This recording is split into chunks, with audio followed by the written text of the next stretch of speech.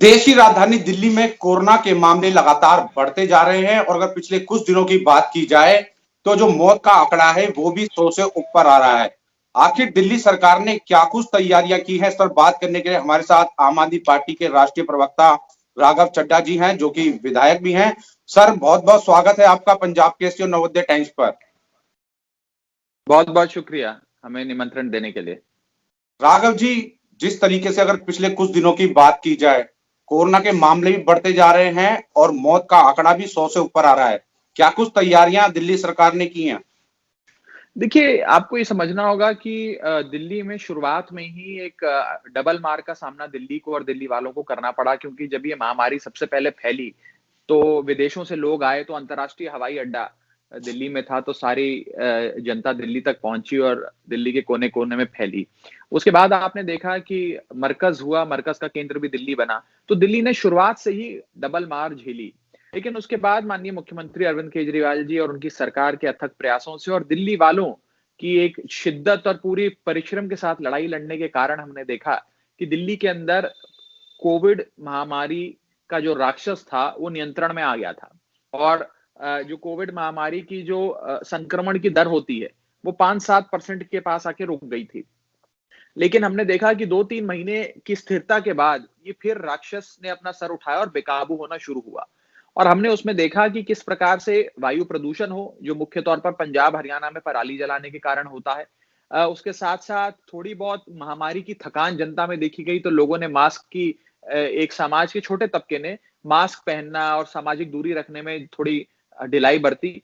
और साथ-साथ हमने देखा कि किस प्रकार से इकोनॉमिक एक्टिविटी भी शुरू करनी थी, तो कहीं-कहीं इलाकों में थोड़ी-सी भीड़ भी देखी गई, चाहे वो माननीय प्रधानमंत्री जी की अपनी बीजेपी मुख्यालय पर जनसभा हो, जब वो बिहार का चुनाव जीते, वहाँ पर भी देखी गई कितनी भीड़ थी। तो कहने का मतलब ये है कि सारी एक प्रकार से लापरवाही जो है इसके चलते देखा गया कि मास्क नहीं पहना गया, सोशल डिस्टेंसिंग नहीं हुई, तो थोड़ा-सा आंकड़ा बढ़ा है। आंकड़ा बढ़ा है, आंकड़ा चिंताजनक रहा और उसी के चलते आपने देखा कि जैसे ही आंकड़े बढ़ना शुरू हुआ और इस राक्षस कोरोना रूपी राक्षस ने अपना सर उठाया, अरविंद केजरीवाल जी की सरकार ने तमाम सरकारों से मदद लेते हुए कई ठोस कदम उठाए हैं और आप इसे कहें राजनैतिक एवं प्रशासनिक हस्तक्षेप के चलते आज हमने देखा है कि कई सारी चीजें जो कि अरविंद केजरीवाल जी की सरकार ने उठाई, उसके चलते आज लोगों ने मास्क पहनना शुरू कर दिया। जैसे ही रकम 500 से 2000 हुई चालान की, आज जो भी कार्यक्रम हो रहे थे, फंक्शंस हो रहे थे जिसमें 200-200 लोग आते थे, आज उसकी संख्या घटाकर 50 कर दी गई है। तमाम मार्केट एसोसिएशन से बैठकर बात करी गई है, उन्हें कहा गया है कि भई हमें मार्केट बंद करनी पड़ जाएगी, नहीं तो आप संभाल लो मार्केट के अंदर, सामाजिक दूरी होनी चाहिए, नियम अनुसार आने-जाने का लोगों का बहाव होना चाहिए। तो कई सारे कदम उठाए हैं और खास तौर पे मैं आपको बताऊँ, ये महामारी से लड़ाई लड़ने में जो एक सबसे अहम चीज़ होती है, वो होती है आपकी स्वास्थ्य मशीनरी। आपकी पब्लिक हेल्थ मशीनरी कितनी दुरुस्त है। और वो देखा गया कि दिल्ली का आज आज पब्लिक हेल्थ मशीनरी इतनी दुरुस्त हो गई है कि पड़ोसी राज्य के लोग भी हमारे ही दिल्ली में आकर इलाज कराते हैं। और हमने ये भी देखा है कि आज भी दिल्ली में, मैं भई आपसे ये इंटरव्यू करने से पहले अपना मोबाइल ऐप चेक कर रहा था, जो अरविंद केजरीवाल सरकार की कोरोना मोबाइल ऐप है। उसमें देखा कि कैसे 8,500 बेड अभी भी खाली हैं। लगभग 700 के आई थिंक 450-500 के आसपास आईसीयू बेड्स खाली हैं। तो कहने का मतलब ये है कि अभी भी दिल्ली में पर्याप्त मात्रा में पब्लिक हेल्थ मशीनरी तैयार है, मुस्तैद है, इस राक्षस से लड़ाई लड़ने के लिए। और धीरे-धीरे वो आंकड़ा जो संक्रमण की दर बढ़ी थी, जिसने अपना सर उठाया था, वो भी डिक्लाइन होती नजर आ रही है, गिरती नजर आ रही है। आपने जिक्र किया कि जो शादी फंक्शंस थे उनमें 200 से घटाकर 50 कर दी गई। इसको लेकर भी काफी विरोध हो रहा है। जिनकी शादियां थी, तय हो चुकी थी, ऐसे लोग भी थोड़ा विरोध कर रहे हैं आपकी सरकार का। देखिए, इसमें कोई दो राय नहीं है कि किसी व्यक्ति की शादी हो, उसने कार्ड भी बाँट दिए हो, 200 लोगों को निमंत्रण दिया हो और अब 50 की गाइडलाइंस आ जाए, तो समस्या तो होती है, ये समझना होगा हमको। और वो बेचारे को उनके परिवार वालों को अब फ़ोन करके मना करना पड़ रहा होगा कि क्योंकि सरकार की गाइडलाइंस आ गई हैं, तो हम ऐसे-ऐसे कार्यक्रम को छोटा रखना चाह रहे हैं। कहने की बात ये है, देखिए, ये एक मैं कहता हूँ अनप्रेसिडेंटेड टाइम्स है और इस महामारी का सामना कभी मानव जाति ने नहीं किया है। हम सब सीख भी रहे हैं, संभल भी रहे हैं, लड़ाई भी लड़ रहे हैं और ये लड़ाई कोई एक सरकार की नहीं है, कोई एक मुख्यमंत्री, एक मंत्री, एक गृह मंत्री की नहीं है। ये पूरे देश की लड़ाई है, दुनिया की लड़ाई है, मानव जाति की लड़ाई है। इसमें सबको योगदान देना पड़ेगा और जिन लोगों को कष्ट हुआ इस गाइडलाइन से, जिनके कार्यक्रम बने हुए थे 200 लोगों के, आज 50 लोगों में करना पड़ रहा है, उनको भी कष्ट हुआ है। उन्हें एक भारी प्राइस चुकाना पड़ेगा इसका और उसके लिए मैं खेद भी व्यक्त करता हूँ और उनके सहयोग की अपील करता हूँ। मुझे लगता है सब साथ मिलके इस लड़ाई को अवश्य लड़ेंगे भी और जीतेंगे भी। आपसे मैंने पूछा था कि कोरोना क्यों बढ़ा, तो आपने बताया कि प्रधानमंत्री ने जो एक संबोधन दिया था बिहार चुनाव के बाद, वो जो भीड़ इकट्ठा हुई, उस कारण बढ़ गया। देखिए, मैं आपको ये बताना चाह रहा था कि कई कारणों से कोरोना बढ़ा, जिसमें एक कारण एयर पॉल्यूशन है, वायु प्रदूषण, जो मुख्य तौर पे पंजाब, हरियाणा में जो पराली जलाई जाती है अक्टूबर, नवंबर, दिसंबर के महीने में, उससे होता है। क्योंकि वायु प्रदूषण भी आपके फेफड़े पे प्रहार करता है, कोविड-19 महामारी भी फेफड़े पे प्रहार करती है, तो वो दोनों ने मिलकर प्रहार किया तो संक्रमण की दर बढ़ी। फिर आपने देखा कि लोगों ने मास्क पहनना या सामाजिक दूरी में थोड़ी-सी लापरवाही आई, ढिलाई बरती, उससे संक्रमण की दर बढ़ी। और सामाजिक दूरी के पालन में भी आपने देखा कि माननीय प्रधानमंत्री जी की खुद के कार्यक्रम में, आज से 10-12 दिन पहले की बात है, जब बिहार चुनाव का नतीजा आया, मुझे लगता है 12 तारीख की बात होगी शायद, या 10 तारीख की बात है। उस दिन उसके सरकार बनाने के 2-3 दिन बाद ही माननीय प्रधानमंत्री जी ने बीजेपी का जो मुख्यालय है, जो दिल्ली के बीचों-बीच आईटीओ पे स्थित है, वहां पर एक जनता संबोधन किया, जिसमें हजारों लोग आए थे, ना किसी ने मास्क पहना हुआ था, बंदे पे बंदा चढ़ा हुआ था। तो वहां तो सामाजिक दूरी, मास्क है जरूरी की धज्जियां उड़ाई गई थी। तो कहने का मतलब यह है कि इस प्रकार के कई दृश्य देखे गए, उससे कहीं ना कहीं संक्रमण की दर में इजाफा आया है। इसमें से तो कोई अपना मुंह नहीं फेर सकता है। राघव जी, बीजेपी का आरोप आप लोगों पर यह है कि अरविंद केजरीवाल से दिल्ली नहीं संभल ली है, तभी गृह मंत्री अमित शाह की बार बार वो शरण में जाते हैं। पहले भी उनका कहना था कि अमित शाह जी ने जैसे ही दखल दिया, कोरोना के दिल्ली मामले की रफ्तार कम हो गई। और एक बार फिर जब अरविंद केजरीवाल से दिल्ली में कोरोना को लेकर, जगह जगह देखा होगा आपने, बोर्ड भी लगाए गए हैं, कोरोना पास, केजरीवाल फेल। देखिए, कोई व्यक्ति इस पे राजनीति करना चाहे, इस महामारी में भी राजनीति करना चाहे, तो उसका तो कोई इलाज नहीं है तरुण जी। लेकिन आपको ये समझना होगा कि यदि कोई एक मंत्री, कोई एक केंद्रीय मंत्री ये सोचे या उनकी पार्टी ये सोचे कि एक केंद्रीय मंत्री के चलते कोरोना महामारी भाग गई, तो ये तो मुझे लगता है हास्यास्पद बात है। एक केंद्रीय मंत्री ने 2 बैठक ली, केवल 2 एक-एक घंटे की मीटिंग ली और कोरोना महामारी छूमंतर हो गई। क्या ऐसा हो सकता है? अगर ऐसा हो बीजेपी सकता है, कह रही अगर है, कोई, बीजेपी कह रही अगर है सर ये। हाँ, मैं वही कह रहा हूँ, अगर ऐसी कोई दिव्य शक्ति है ऐसे मंत्री के पास या ऐसी सरकार के पास, तो ये केंद्रीय मंत्री अहमदाबाद में क्यों नहीं मीटिंग करते हैं, जो उनका अपना खुद का राज्य है। अहमदाबाद में मृत्यु दर देश के मुकाबले सर्वाधिक है। आज 1.58% दिल्ली की मृत्यु दर है। अहमदाबाद की मृत्यु दर 4.1% है, लगभग 3 गुना। वहां पे क्या हो रहा है? वहां पे क्यों नहीं 2 मीटिंग कर ली जाती? बिहार में और उत्तर प्रदेश में तो जांच ही नहीं हो रही है, अस्पताल के बाहर लोग अपना दम तोड़ रहे हैं। वहां भी केंद्रीय मंत्री जी 2-3 मीटिंगें ले लें। कर्नाटक में लॉकडाउन की स्थिति बनाई है, वहां पर 2 मीटिंग ले लें। महाराष्ट्र में बुरी हालत है, वहां पर 1-2 मीटिंग ले लें। अगर 1-2 मीटिंग करके कोरोना महामारी भाग सकती है, तो देश के 29 राज्य हैं, 2 मीटिंग हर राज्य में ले लें, 1 महीना लगेगा, आराम से कोरोना महामारी देश से चली जाएगी। ये फॉर्मूला बीजेपी को अपनाना चाहिए, अगर बीजेपी को वास्तव में इन चीजों पर विश्वास है तो। लेकिन ये राजनीति का समय नहीं है। देखिए, राजनीति करनी हो तो हम भी बोलें कि भाई, माननीय प्रधानमंत्री जी ने कहा था कि महाभारत तो 18 दिन में खत्म हुई थी, 21 दिन में मैं कोरोना महामारी को खत्म कर दूंगा। क्या 21 दिन में कोरोना महामारी देश से खत्म हो गई? फिर इन भाजपाइयों ने कहा दिया जलाओ कोरोना खत्म हो जाएगा, हमने दिया जलाया। थाली बजाओ कोरोना खत्म हो जाएगा, हमने थाली बजाई। ताली पीटो कोरोना खत्म हो जाएगा, हमने ताली पीटी। पापड़ खाओ, पापड़ खाओगे तो कोरोना नहीं होगा, हमने पापड़ भी खा लिए। सारी चीजें कर ली, लेकिन ये वायरस तो नहीं गया। तो इस प्रकार की बातें करना मुझे लगता नहीं कि इस महामारी के दौर में उचित है। हमें काम पे ध्यान देना चाहिए, मिलके काम करना चाहिए। पापड़ वाले मंत्री जी तो खुद कोरोना पीड़ित हो गए थे।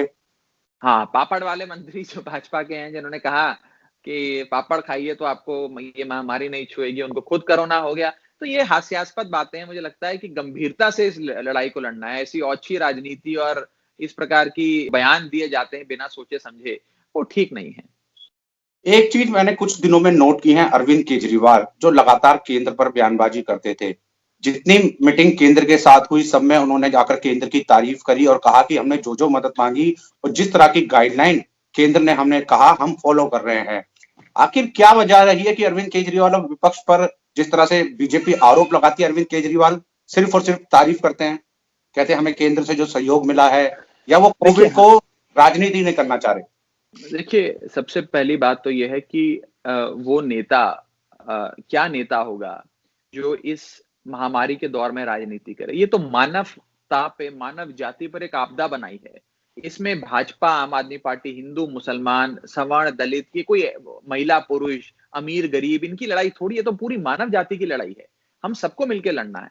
और मुझे बड़ा बड़ा फ़ख्र होता है कि मेरे नेता एक ऐसे नेता हैं, मेरे लीडर, मेरे मेंटर, मेरे मुख्यमंत्री एक ऐसे नेता हैं, जिन्होंने कई राजनैतिक आरोपों का, राजनैतिक अटैक्स का सामना करते हुए भी इस लड़ाई में अग्रसर रहे और राजनीतिक दोषारोपण में, दलगत राजनीति में नहीं पड़े। मैं सैल्यूट करता हूं अपने नेता को। और साथ ही साथ मैं अन्य पार्टियों को भी कहना चाहूंगा कि कोरोना महामारी पर राजनीति मत करिए, मिलके लड़ाई लड़िए। देखिए, चुनाव अभी 4 साल दूर है। 4 साल बाद राजनीति कर लेना। आज तो लड़ाई लड़ो, आज तो जानें बचाओ, आज तो लोगों को अच्छा स्वास्थ्य दो, आज तो सरकार का सहयोग करो। और हमारा तो ये पहले दिन से कहना रहा है तरुण जी, कि कोई एक सरकार या एक मंत्री या एक नेता या एक विधायक थोड़ी इस महामारी से लड़ सकता है। दिल्ली सरकार को भी, केंद्र सरकार को भी, नगर निगम को भी, दिल्ली की 2 करोड़ की आबादी को भी, हेल्थ केयर वर्कर्स को भी, सिविलियंस को भी, पुलिस को भी, सबको साथ आना पड़ेगा। तब जाके आप इतने बड़े राक्षस से लड़ पाओ। ये कोई राक्षस इतना छोटा राक्षस नहीं है कि कोई एक सरकार, कोई एक मंत्री लड़ ले। इसीलिए हम सबको साथ लेकर चल रहे हैं। इसीलिए अरविंद केजरीवाल जी ने दिल्ली वालों के हित के लिए, तरुण जी, घर घर जाकर, हर दरवाजे पर जाकर, हर सरकार का दरवाजा खटखटाकर, अपनी झोली फैलाकर दिल्ली वालों के लिए मदद मांगी। ये होता है मुख्यमंत्री, कि अगर पता है कि मदद केंद्र सरकार से ये 4 बेड एडिशनल मिलने हैं, नगर निगम से ये सेवाएं मिलनी है, तो अपनी झोली फैलाकर अपने दिल्ली वालों के लिए परिवार के बड़े बेटे की तरह एक एक सरकार के पास गए, मदद मांगी। ये दिखाता है एक स्टेट्समैन लाइक क्वालिटीज है। ये होता है असली नेता, जिसका दिल जनता के लिए धड़कता है।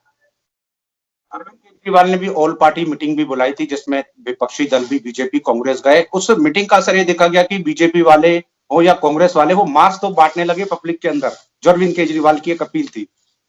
हाँ, देखिए, चलिए, इतना ही सकारात्मक नतीजा रहा। सभी को मास्क बांटने चाहिए। अच्छी बात है, ये अब आज बांट रहे हैं। हम तो 8-9 महीनों से बांट रहे हैं। और इनफैक्ट आप ये बात जानते हैं कि अरविंद केजरीवाल जी की अपील पर दिल्ली का हर विधायक आम आदमी पार्टी का, दिल्ली का हर पार्षद आम आदमी पार्टी का, दिल्ली का हर सांसद आम आदमी पार्टी का, दिल्ली का हर मंत्री आम आदमी पार्टी का, जगह जगह मार्केट, बाजार, चौराहे पे खड़ा होकर जनता को मास्क बांट रहा है। मैंने खुद अपनी राजेंद्र नगर विधानसभा में जी मास्क जी बांटे, जी। जनता को दिए, और एक सकारात्मक मैसेज भी गया उसको। और देखिए, मास्क बांटने से ज्यादा, मैं बड़ी बारीक बात कह रहा हूं, मास्क बांटने से ज्यादा जरूरी ये है कि मास्क बांटते समय उसको ये भी बताया जाए कि मास्क पहनने का तरीका क्या है। मास्क नाक के नीचे नहीं पहना जाता है, मास्क नाक के ऊपर पहना जाता है। ठीक तरीके से मास्क पहनना, सारा समय जब आप घर के बाहर है मास्क पहनना, ये 2 चीजों का अगर आप पालन करेंगे तो ये आपका सुरक्षा कवच है। ये आपको किसी प्रकार की महामारी, ये कोई बीमारी छूने भी नहीं देगा। ये मास्क अवश्य पहनना, जब तक दवाई नहीं आती है तब तक ये मास्क ही हमारी वैक्सीन है। राघव जी, मेरा एक आखिरी सवाल आपसे है जाते आते, क्योंकि आपने कीमती समय में से समय दिया मुझको। कोरोना के बाद अभी हाल ही में एक माहौल बन गया है लॉकडाउन की स्थिति। तमाम लोग पूछते हैं क्या सरकार लॉकडाउन लगा देगी, या जो भी गुमराह लोगों को कर रहा है, क्योंकि अभी हाल ही में थोड़ा बहुत व्यापार लोगों ने करना शुरू किया और इस तरह की अफवाहें भी फैल रही है मार्केट में। जो दर्शक, जो जनता आपको मेरे इस चैनल के माध्यम से देखेगी, आप क्या कुछ कहना चाहेंगे? क्या लॉकडाउन लग रहा है या नहीं लग रहा है? बाजार बंद करे जा रहे हैं, इसको लेके एक बड़ा कंफ्यूजन है। आप भी मानते हैं इस बात को? आपसे भी लोग पूछते होंगे। देखिए, हमारा ये मानना है, माननीय मुख्यमंत्री जी का, दिल्ली सरकार का, हम सबका, कि लॉकडाउन, एक अंतहीन लॉकडाउन किसी भी चीज का समाधान नहीं है। और आज आवश्यकता है जीवन और जीविका दोनों की रक्षा करने का। आप लॉकडाउन लगाकर लोगों की जीविका समाप्त कर देंगे तो लोग भुखमरी से मरेंगे। तो कहने का मतलब यह है कि सोशल डिस्टेंसिंग, मास्क, इन चीजों का इन्फोर्समेंट होना चाहिए, इनका पालन बेहतर होना चाहिए, जिसमें कम्युनिटी भी और सरकार भी मिलकर काम करे। लॉकडाउन लगाना कोई समाधान नहीं है। देश में लॉकडाउन क्यों लगाया गया था मार्च के महीने में? लॉकडाउन इसलिए लगाया गया था कि तमाम सरकारें, जिनको पता ही नहीं था आरटीपीसीआर क्या होता है, जिनको पता नहीं था पीपीई किट क्या होती है, जिनको वेंटिलेटर और आईसीयू बेड साथ में लगाकर एक वेंटिलेटर आईसीयू बेड वाले बेड तैयार करने में कई हफ्ते बीत जाते हैं, उनको वो तैयार कराना था, हॉस्पिटल में बेड बनवाने थे, हेल्थ केयर वर्कर को दुरुस्त करना था। ये सारी चीजें करने के लिए जो एक तैयारी का समय चाहिए था कुछ हफ्तों का, वो जो हफ्तों का समय था, वो इस लॉकडाउन के माध्यम से तमाम सरकारों को दिया गया। अंतहीन लॉकडाउन किसी भी समस्या का समाधान नहीं है। ना लॉकडाउन लगा है, ना ही मुझे लगता है कि लगना चाहिए। अब केवल मास्क, सोशल डिस्टेंसिंग इन सब का पालन होना चाहिए और जहां-जहां सरकार को लग रहा है कि हस्तक्षेप की आवश्यकता है, चाहे वो फाइन बढ़ाना हो, भीड़ की जो संख्या है उसे 200 से घटाकर 50 करना हो, ये सारी चीजें तो हम लोग कर ही रहे हैं, उसी से काफी फर्क आपको नजर आएगा। लेकिन ये कंफ्यूजन क्यों है फिर? देखिए, अफ़वाहों का बाज़ार गर्म है, अफ़वाहें जगह-जगह फैल रही हैं। ये कन्फ्यूज़न मुझे लगता है कोई लोग हैं जो फैला रहे हैं, लेकिन मैं आपको साफ तौर पे कह रहा हूँ कि नहीं, लॉकडाउन मुझे नहीं, आपके आप लोगों समाधान को कहिए, आप लोगों से अपील नहीं, करिए, ये जो मैं मैं लोगों को भी यही कह रहा हूँ कि हमारा ये मानना है कि लॉकडाउन समाधान नहीं है और हमें इतनी बुरी स्थिति भी उत्पन्न नहीं होने देनी है कि लॉकडाउन ही एकमात्र समाधान बन जाए। हम सबको ध्यान से आगे बढ़ना है, पूरी एहतियात बरतनी है, एहतियात बरतेंगे तो इस प्रकार की कोई समस्या नहीं आएगी। बहुत-बहुत शुक्रिया राघव चड्ढा जी, आपने अपना कीमती समय दिया और पंजाब केसरी नवोदय टाइम्स को और बताया कि सरकार ने क्या कुछ तैयारी की है और हर तरीके की लड़ाई के लिए सरकार तैयार है। बहुत-बहुत थैंक धन्यवाद यू, राघव। Thank you.